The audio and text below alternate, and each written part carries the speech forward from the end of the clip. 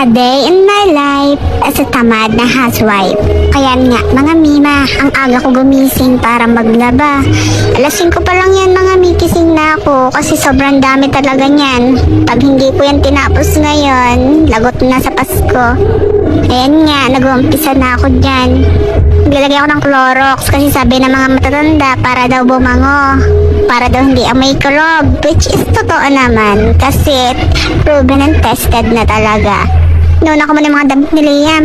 At yun nga mga mi, habang tulog pa si Liam, ayan, pandalas na ako dyan maglinis. Kasi alam mo naman, pagising yan, kalat na ulit. Sasabog na naman mga laruan.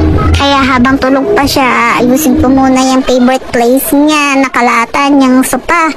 Ay naku, hindi ko maintindihan kung bakit ang galing magkalat. Pero okay lang naman, basta walang sakit.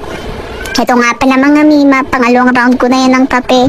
Nakapagkape na kasi ako kanina. Kaya lang, syempre, kailangan talaga makatatlo ko eh. Joke lang. Dalawa lang naman. Tapos sa hapon, Milo.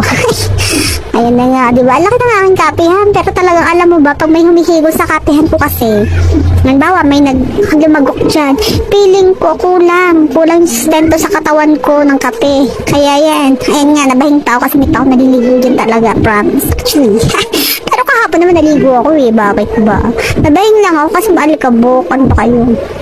Ayan nga mga mi, pangalawang kape ko na yan. Diyan din ako nagtimpla ng una kanina. Hindi ko na lang na-video kasi nahihiya ako. Yak lang. Eh, syempre haluin natin na nga haluin. Nare-rendi talaga. Ang hirap mag-voice over pag ganitong kaingay ang paligid. Oh my God. Ayan na nga. Yun ang kape ko, diba? O yan, nag-umpisa na ako ng laban. Actually, bukas ko itutuloy. At yan na nga, mga miya, kinalabasan. Sobrang libag ng tubig. Paano ko hindi maiiyamak talaga agang-aga? Ang aga mong gumising para maglaba, tapos iyan palang tubig. O, paano ako mapagbanlaw?